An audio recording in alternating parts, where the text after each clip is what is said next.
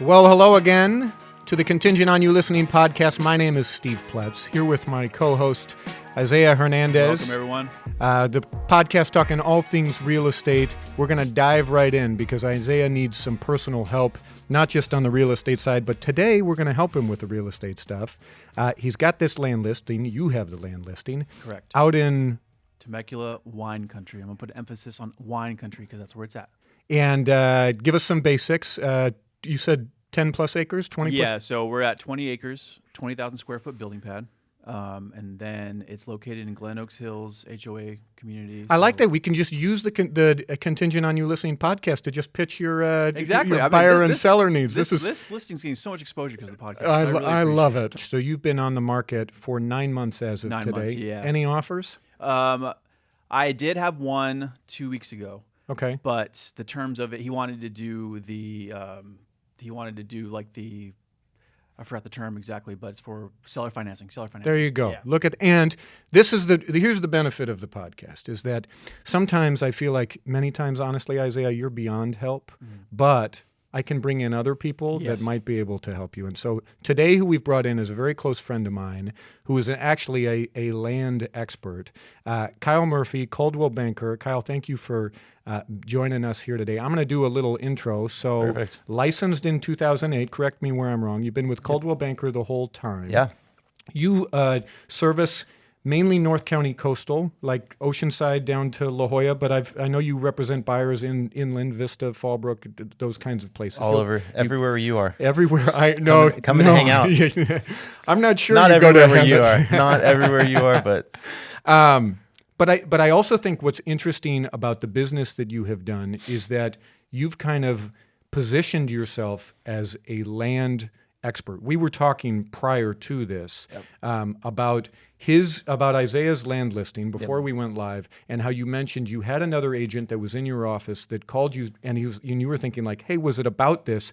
And of course, not your listing, not your buyer, but you get a lot of agents that then reach out to you, myself included, that when I took a land listing, I called you up and said, or we got an offer, and I said, hey, can you take a look at this and make sure? It's not just the land, Steve. It's basically everything. The word is out. I like this because this guy likes to give me a little bit of a hard time, and then now we got Kyle who's dishing it right back. Gotta rib him right back. So back me up a little bit. Yeah. How did you get into land? So lucky, right? Born into it. My mom is my partner still. We work together since I got in, but she started in the flower industry. She kind of ran a number of nurseries in Encinitas back in the day. Before being licensed, or before being licensed? Okay. Yeah. So, but a lot of manual labor, had a back injury, broke her back, so couldn't do the manual labor of running those anymore. So was like, hey, maybe I'll try this real estate thing. Fast forward a number of years, my stepdad is a civil engineer, started an engineering firm in Solana Beach. They've grown it, since sold it. It's gone huge, right? But that background was just like kind of the perfect match. She knew a number of land owners that are just great old-time farmers, great people, and he knew what to do with the land. So they would kind of work together, help him out. There's a few other people that were like major players at that time in the real estate game, but the biggest thing with land is knowing what you got and what you can do with it, right? And it feels like there's not a lot of agents. I know of agents that have referred land listings away. Yep. Simply because they feel like usually the dollar amount, of course, is less. Not everyone, but the dollar amount tends to be less than a resale. Like a single family home in Vista versus that lot that it is on is typically less. Yeah. And I also feel like most agents don't know what they're doing as it relates to land. Like we all know home inspection and appraisal, but most of us don't even know lenders that'll lend on land. And of course, there are lenders that'll finance land. How many players are there in the land game? Is it big or is it small? It varies, right? Like if you're talking a single family lot, kind of like Isaiah's, where it's in an HOA community, it's pretty cut and dry, right? Like someone created those lots, went through all the legwork, all of that. With a little bit of guidance, you can figure your way out, right? Like you can kind of get through it. If you start to go to entitlements or like larger raw land stuff, the bigger you get, the smaller the pool, right? Like there's just not a lot of people that will touch it. Individual residential lots, easy. Commercial lots, that tends to stay to the bigger commercial guys. They don't really dabble in it. I know even with Coldwell Banker, with our company, like there's a point where they don't want us involved. Like they don't want, I would say C21 is probably the same as us. You start to get too much into the subdivision stuff, like you're out of your element. They don't want you involved in that. We've got the background expertise, things like that. So Coldwell Banker's kind of cool with us to a point. Right. But once you get to entitlement stuff, it depends if it's raw. And what is entitlement stuff? So yeah, great question. Keep me in the loop. So keep us in the loop because we don't know what we're talking about here. It's basically taking a raw piece of land and putting what it could be. So I have 10 acres in Encinitas, and I know I've got something there, right? Like, what is the current zoning? What can I do with it?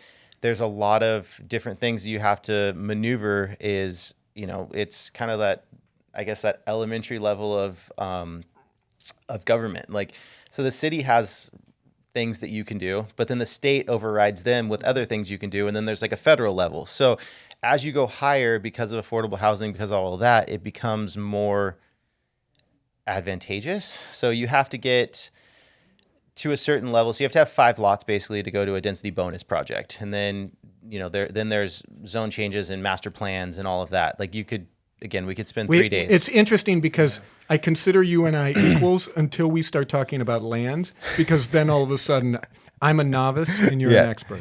And so tell me, can zoning change? Let's just say there's a piece of raw land in Encinitas. You said 10 acres in Encinitas. And it's zoned for, first of all, I imagine the government or somebody makes the zoning of it and says, cities set their zonings. We've got minimum of whatever, an acre lot, so you can put 10 residential lots on this 10-acre parcel. I'll just make that up. Can that change? The short answer is yes. Okay. We could be here for 3 days discussing this, but every city is a little bit different. So Encinitas, just because that's kind of where we're focusing on right now, they have something that was voted in by the people of Encinitas, Prop A. Prop A made it direct where you cannot change a zone without a vote of the people. Well, we could go to lunch and the 3 of us aren't going to agree on what we want. Right. So that's never going to happen, right? So basically in Encinitas, it's pretty easy to say a zone change is impossible. Yeah. With that, there are changes based on the state level because we're a growing city, right? Like everybody wants to be at the coast. Everybody wants to be in California. Everybody wants to be in San Diego. There's more people coming here than we can house. And we have an affordable housing problem. We have housing problems in general. Obviously, go make an offer on a property right now that's priced correctly, and you're going to fight it out with 20 other people. So we need inventory. So that's where the state comes in, and they have a few different avenues that can be used correctly within the law to get your density up without doing a zone change. So then it requires that for your job that you need to know the individual laws of the individual cities. Like Encinitas is different than Del Mar, is different than La Jolla, is different than Oceanside, and that's only 4 cities. Yeah. And so, I mean, do you spend a lot of time down at this, and I know we call it the city, which is down at the city office in planning and development to learn all of the differences between all of these? Yes. I mean, there is a lot of that goes into land, and, with experience, with the time that we've put in, you can kind of look at stuff and be like, I think it's this. And so it helps when you're going to the city and you're talking to the people at the counter and you're like, hey, this is how I see it. How are you seeing it? Is that the same? I think in my case, I'm thankful it's a little bit different. I have my stepdad. I have, a number of really good friends that still operate his company that are just amazing guys, and they're always there. So it's kind of a fun where, some people go out and talk sports or do stuff like I go grab beers with those guys a couple times a month, and we're talking about super exciting land stuff, right? Like, But it is exciting. I mean, I know you're Yeah. I know you're being semi-sarcastic, Totally. but it actually, I mean, it really impacts your world. And kind of what I'm hearing is the one-off piece of land in a subdivision that's residential, like what Isaiah's got. Yeah. Isaiah can do. I can do. Yeah. But 10 acres in Encinitas within the Coastal Commission, which we want to then get into because I Yeah, have yeah. no idea what the heck that is, to really discover like like roll back the layers of what this property really can be. Yeah. You need to work with an expert. You need to work with somebody like yourself that certainly has that not only the background but also the context, the civil engineers, grading. There's so many things that go into this in order to figure out what can actually be done. Absolutely. And I think kind of like, obviously I took us on this like tangent out to Yeah, thanks a everything lot. that everything Thanks a that lot. is, right? We're bringing it back. So the single family lot, like, yes, I think there are agents that can handle that, but it depends at what level and how you're servicing your clients, right? So it doesn't matter if it's a single family lot or an infill, tear down house or a subdivision that we're doing. We're doing as much legwork ahead of time as we can so that we have a development package for every parcel that we do. So we know where the sewer is, we know where water is, we know everything that we can do, and we work with the owner to get a package ready so that I can give that to a buyer, because basically when you go into escrow, you have due diligence periods, and I know we'll touch on that in a little bit, but I want to take as many questions out of that due diligence period as I can, because they're going to come up with problems, and problems being price, right? So if I can give all that to them beforehand and say, hey, here's everything you're going to face. Water's half a mile down the road. We don't have a perk test, but you're probably going to need a perk test because you're going to have to be on septic because sewer's too far away. Your utilities are here or there. Every time you go into escrow and those are unknown, they're going to come back for you and renegotiate the price. Right. So if we can give all that to them up front, it just makes it that much easier, and everybody knows what they're getting It's into. like doing a pre-home inspection for Basically, yeah. I mean, because like the lot that we met at that I showed to a client last week, you talked about the power lines were in the view, and so so putting it underground. Yep. Which, from my standpoint, no idea, but you were able to at least communicate, hey, this is what goes into it, and this is a probable cost. And then for that specific one, there was a discussion about Coastal Commission. How does the transaction, since our viewership is mainly agents, how does the transaction differ? Because it feels like close of escrow is longer, contingencies are longer, but I don't really understand why when... And can we talk about the specific listing? Can we apply it to that listing? Yeah. I mean, So it's... Yeah, go ahead. I didn't So introduce it. Kyle's got this amazing lot. I mean, I'm going to say the price. Is that okay? Yeah, no problem. 8.8 million, Coastal Encinitas, Bella Vista Drive. I mean, going back to Steve's question in general, we're discussing what does that look like from beginning, the beginning when you take it to like not every little detail. But you know what I mean? That one's extreme. Yeah. So I'll take you twofold. So we will touch on that, but let me take you just to, because I think the standard people that we're getting to and the education that they're going to want or need is really more on a single family. If agents are watching this to learn something and see I should be experienced in this, they're not doing that one, right? Like there's a lot of people. If I didn't know what I did and I don't have the experience, I honestly don't have the contracts and the things that we've done with my mom and over the years, I wouldn't touch it. There's a lot of... Because it's too complicated. the possibility for litigation is too high. Oh, yeah. And you have to be so extremely knowledgeable. Right. And, I mean, we use a vacant land purchase agreement, right, to put the standard thing together. Right. Our addendum in language that we've worked with attorneys to create is 7 pages longer than that. And I could go into every term that you want. Like, it is what it is, but... It's making sure, because you're basically going, it's like a prenup, right? Like you're going into a marriage with somebody for multiple years, and everything needs to be spelled out to know, like, if you cancel, what product that you've created, surveys and environmental studies and slope studies, all of that. Who gets it? Right. And then what do I take out of it? How do you get out of it?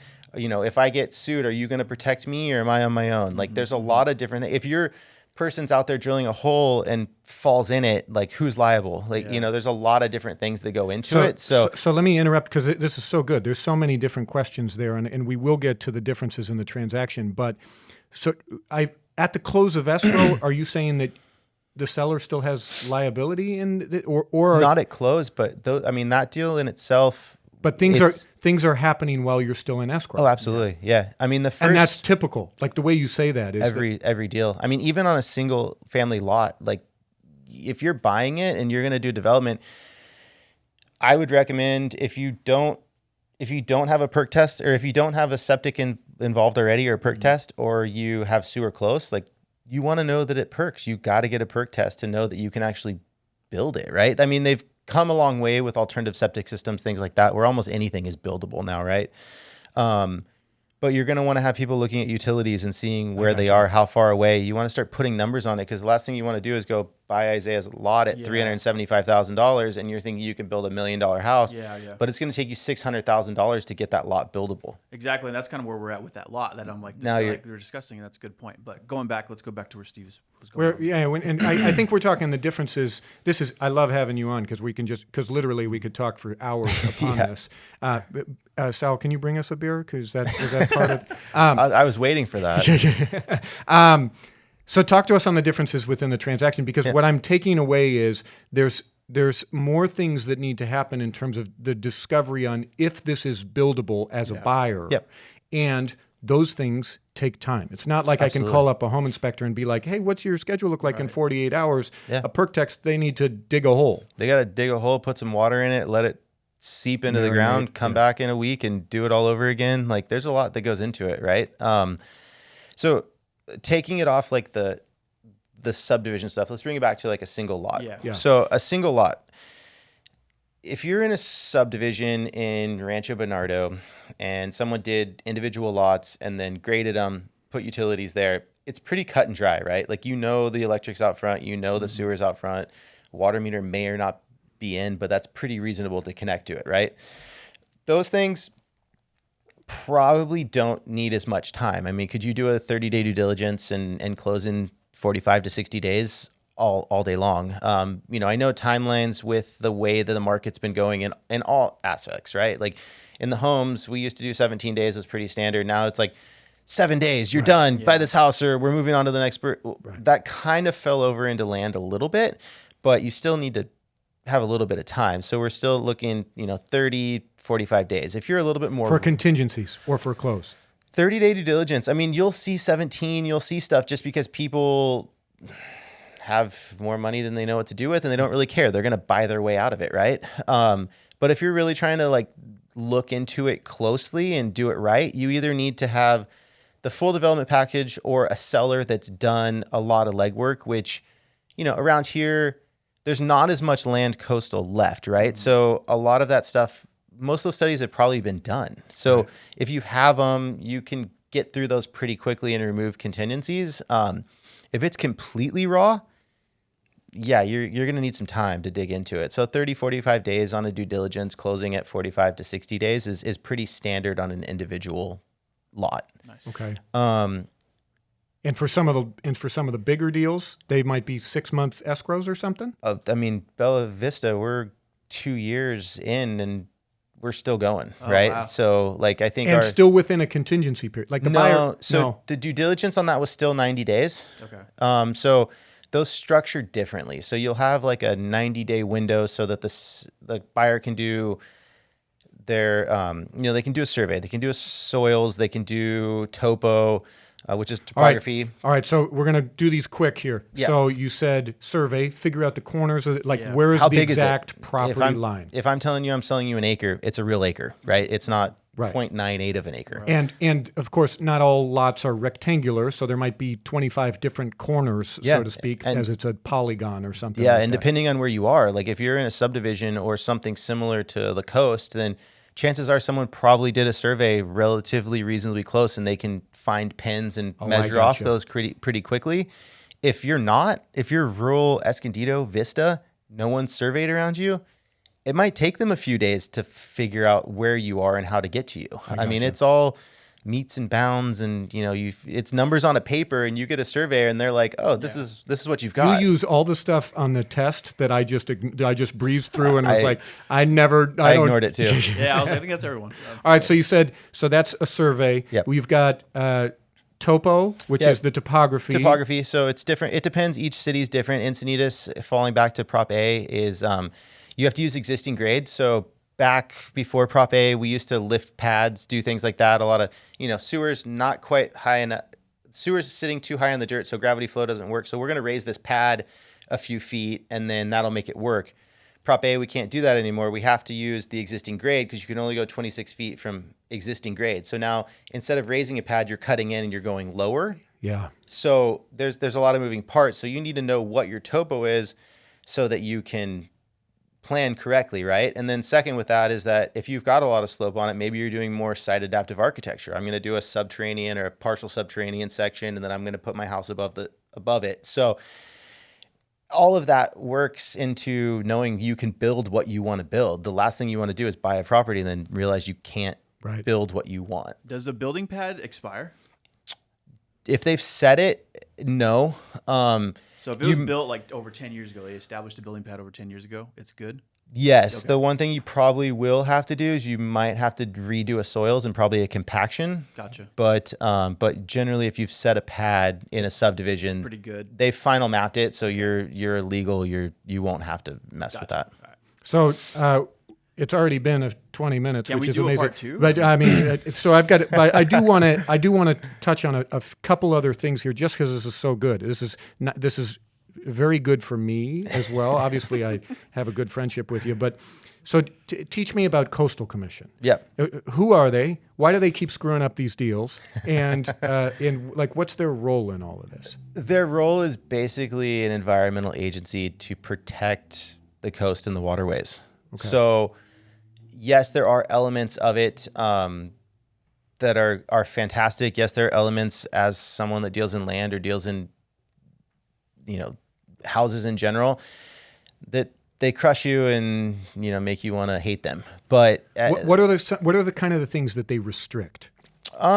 Generally, they just want to know what you're doing, and that you're protecting all the runoff. That everything that you have now, we have detention basins. So everything that you're taking that was a permeable surface and making it impermeable. So roofs, driveways, stuff like that. They want to make sure that you protect all that, keep it on site. And it goes in these things they call detention basins, and it basically slowly percolates into the ground. They don't want you to come in, build a house, all your water runs onto the street, and now everybody's doing that. It goes into storm drains, it goes into the ocean, and now we have pollutions in the ocean, right? So that is really where they're coming from. There's another level to them. If you border a lagoon, there's a property going on La Coste Avenue, the subdivision going on up there that borders the lagoon. They want to make sure you're not encroaching on bluffs, that you aren't going to make it cave in, you aren't going to drop your water directly in, you're not going to destroy something that should be a natural element. I recognize that we all hate regulation, but the things that you're talking about here seem pretty reasonable. Yeah, I agree. Yeah, for the most part. I mean, it's the process is what's broken, right? Gotcha. So it depends on what city you're in. Again, every city's a little bit different. So Encinitas, they process Coastal Commission concurrently unless you are directly on, say, Neptune or on the lagoon itself, something like that. Solana Beach does not. You have to go through the entire process. So you go to the city, you make all your plans, you get your stuff approved. Once you're approved, they're like, okay, now you get to go to Coastal. You go to Coastal. Coastal doesn't like something. They kick you back to the city. So now you're going back to the city. You're making changes, going back to Coastal. Meanwhile, you haven't broken ground yet. No, you're sitting there. You're carrying this property that entire time. And this is 6 months, a year? It could be. I mean, it could be more. I mean, we did a property in Solana Beach a number of years ago, and we were at a planning commission meeting, or I think it might have been a city council meeting with someone that was doing one on the bluff. And I think they were on 7 years at that point. Wow. There's a few on Neptune that I've heard that lasted that long. So, it's just a process. Why is it so slow? I mean, Coastal Commission in general, they meet, I think, twice a month, maybe once a month, and they're covering all of California. Oh, that's why. Gotcha. It's part of the process. Yeah. And so it's hundreds, if not thousands of properties that they're dealing with all the time. All the time. Yeah. And I mean, maybe some of them, a majority of them are spot zoning. So like if you are not directly impacting a waterway, a coastal inland bluff, a bluff itself, you're not really having to actually go to a hearing. They're just kind of reviewing your stuff and making sure that they're happy with it. So that can move it a little bit longer. If you're in one of those, protected areas. I mean, you have to go give a presentation to Coastal Commission like you would the city council. And that Do you bring like Venn diagrams and stuff? And pretty much, yeah. It's a PowerPoint. And you might be you might be going to Monterey from La Jolla to do that. Right. So it's just, it's a process. This has been rad, Kyle. I mean, honestly, I've enjoyed it. I feel like this is what I love about real estate is that there's so much to learn. There's so many different avenues, and there's so many different people that do business in a great way and to make a good living doing something that's so specialized. Yeah. And obviously, you have specialized. I mean, my goodness, your email, kyle@dirtrealtor.com. You have specialized in that side of the business. I mean, certainly you can provide service to all clients in other things, but the dirt side of it really is so cool. Yeah. I really appreciate you coming in. Absolutely. This has been absolutely fantastic. Thank you for joining us here. I hope you learned some dirty dirt stuff. He spends enough time with you. He knows what's going on. Well, maybe we'll try that one again. But I hope to see you next time. We hope to see you next time Thanks, here everyone. On Contingent on You Listening. We'll put Kyle's contact information in the description. Make sure to like and subscribe. Steve forgets. We need you guys to like and subscribe. We do need you to like and subscribe, guys. So appreciate that. See you soon.